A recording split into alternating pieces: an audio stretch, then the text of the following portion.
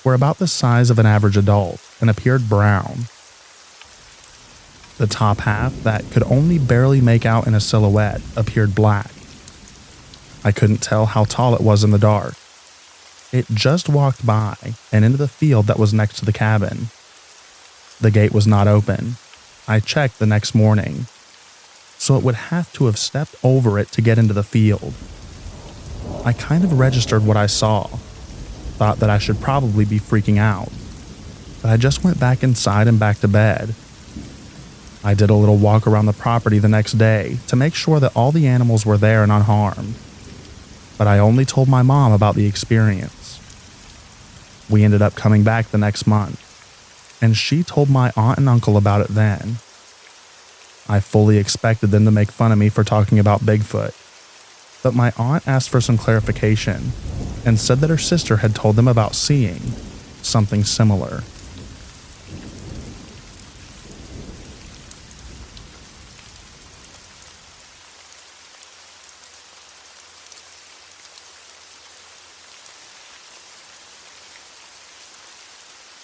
Back in the 80s, I was camping with some high school friends deep in the forest, about 10 miles down this old logging road. We were far away from anyone and anything, and drinking around a campfire. We were just fooling around, when suddenly we heard a massive, loud, and deep roar from the forest. It stopped all the fun dead in its tracks. We didn't want to drive because we'd been drinking, so we put the fire out and spent an uncomfortable and sleepless night in our cars. Back then, there weren't supposed to be any bears around here, though I had seen one on the other side of the country a few years before, but I've never heard a bear make a noise like that. You could tell by the echo that it wasn't very close, but it was so loud that it sounded close. It wasn't anything like the typical roar of a bear, more like a high-pitched scream or howl, with a huge bass rumble underneath it. The echo seemed to last forever. It only happened once. I know we didn't drunkenly imagine or exaggerate it, because we had a boombox and were recording us telling each other jokes. The roar was so loud that it distorted the microphone on the boombox. A while back, I ran into the guy who owned the tape. We were both still mystified about what that could have been. And sadly, his basement flooded years ago, and the cassette was ruined.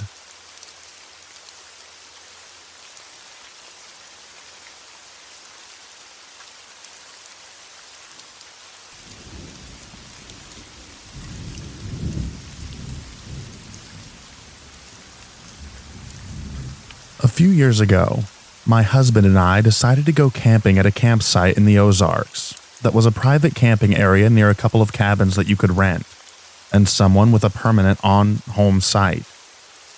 I've always had creepy experiences in the woods and rarely sleep, so I foolishly thought that I'd sleep better near other humans. I also decided to take an edible that night to help me sleep, but I ended up staying awake with anxiety instead. My husband is a sound sleeper. Meanwhile, I hear every sound. It was probably about 2 a.m., and my husband is sound asleep, sawing logs when I realized that he's gone silent outside. There had been a lot of normal forest noises, armadillos walking around, deer, etc. But now it was eerily silent. The next sound I hear is a tree falling down. It sounded huge, loudly crashing. It wasn't anywhere near enough for me to see from my point, but I definitely heard it. I should also say that at least this is the third time that I've been in the woods and either seen or heard a tree falling down, and once a lone tree in the middle of the sunny woods. It's weird enough when it starts happening in broad daylight, but this was really creepy. No other noises afterward. Eventually, the forest noises returned, but you can bet your butt that I never went to sleep. The next day, I tried to look around for it, but the property we were on bordered private land that I couldn't hike on, and never did see where it might have been. I realized that nothing really happened, but I couldn't help but thinking about the old question: if a tree falls in the woods and there's no one around to hear it, Does it make a sound? Yeah, it does.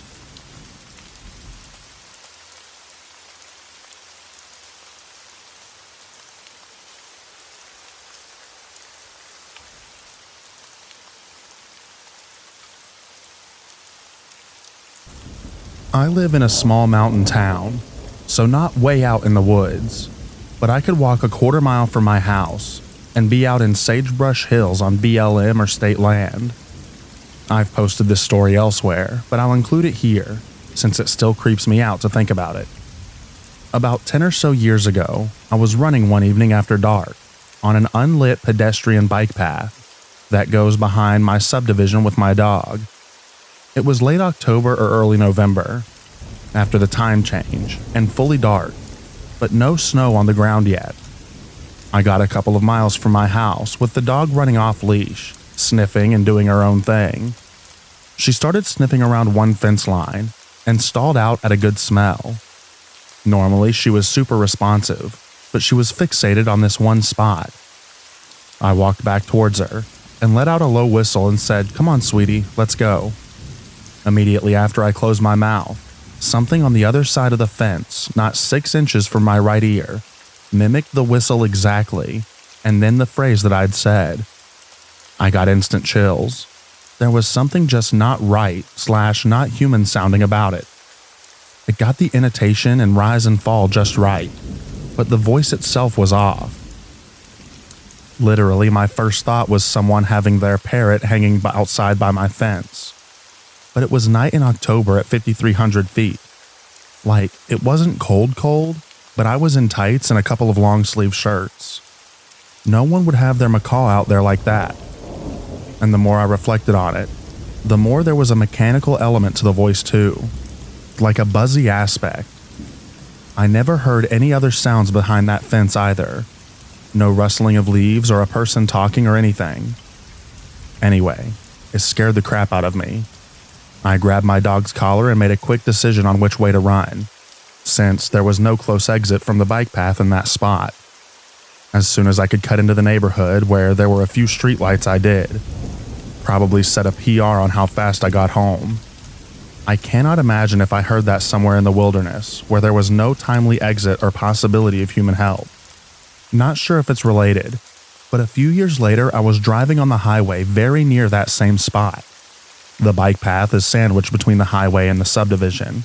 At about 5:30 in the morning, still completely dark out, I saw what I first thought was a person dressed in all black, wearing a hoodie with the hood up, walking on the side of the highway towards me. My first thought is, what is this idiot doing? They're gonna get hit. The bike path is right there. As I got closer, I realized this figure was huge, broad-shouldered, could easily see over the cab of my truck. Looked like they had no neck, which is why I thought it was someone with a hood over their head. The weirdest thing though, as I passed by them, there was not one bit of light reflecting off the figure from my headlights. I couldn't see any facial features, no eye shine, no metal zippers from clothing or reflective patches on their shoes. Just a massive, all-black humanoid shape striding down the highway, almost directly across from where I'd heard the voice about 5 years earlier.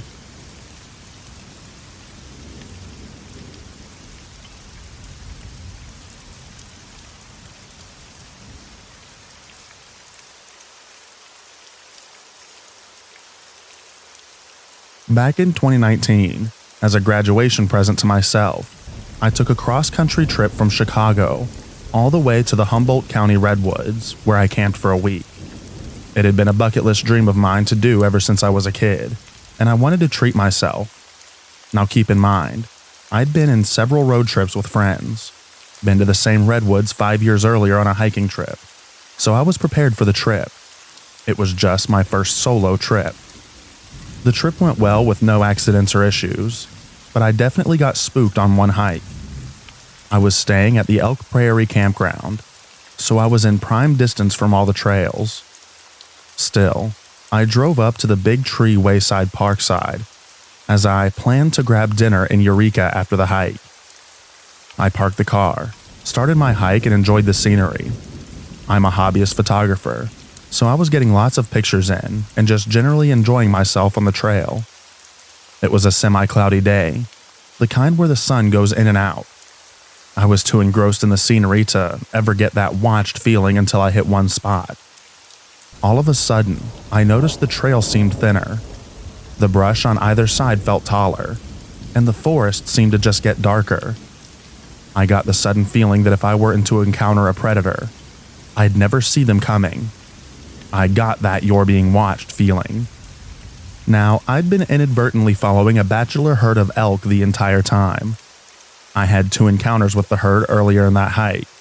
Once I saw a bull through the foliage, and a second time I almost accidentally walked into the herd, rounding a bend in the trail. So I was very aware that they were there, but I had no idea if they were what was watching me. I took stock of my surroundings and could hear birds chirping and normal forest sounds, so I knew that a natural predator wasn't nearby.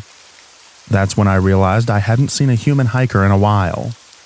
The sky had also completely clouded over, and I couldn't tell if I was north or south of the parking lot, as I'd crossed the road onto another trail. It was just after Memorial Day weekend, so the park was fairly well populated with fellow campers. But being alone in a darkened forest like that, surrounded by high brush and the world's tallest trees, you feel isolated and vulnerable. I pulled my buck 120 and a can of bear mace and booked it out of that spot. I ran a good 10 minutes until I saw a direction sign. Turned out, I had hiked my happy butt nearly back to the campground. At that point, I just followed the road north, back to my car. A ranger notified me that the elk herd I'd been following had planted themselves around the lot. I told him I'd be careful and not try to pet the big deer. I got some great shots with my telephoto lens, though. I don't know what was watching me, but I always trust my gut feelings.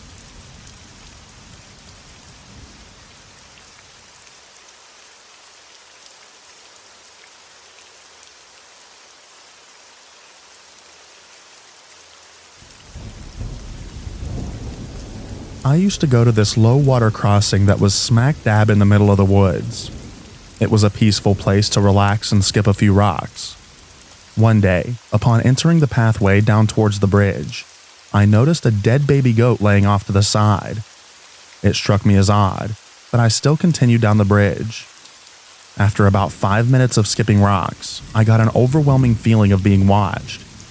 I stopped for a second and kind of did a quick scan of the area.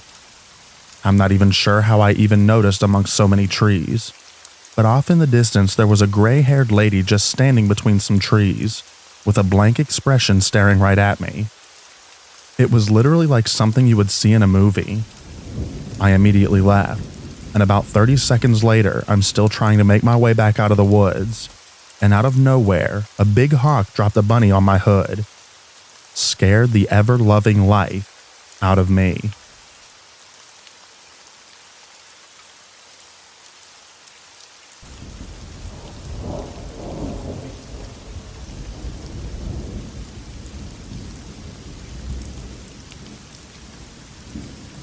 In recent years, hiking and camping trip on the Appalachian Trail, we set up camp. All is well. Ran into a few other people during the hike. But later that night, after we were all in our tents, a person walking the trail lights up our tents with a flashlight. They probably didn't see us at first. No big deal. It was a remote area, but instead of just continuing to walk the trail with the light on, they turned the light off. And it was hard to tell if they continued walking or were hanging around our site. So we started talking from the tent. It wasn't scary considering all 4 of us are grown men, and we all had firearms on us. It was just a little unsettling that they continued to choose to turn off the flashlight. It was pitch black. The woods were thick, and this part of the Appalachian Trail is extremely rocky and hard to not fall, even in the daytime.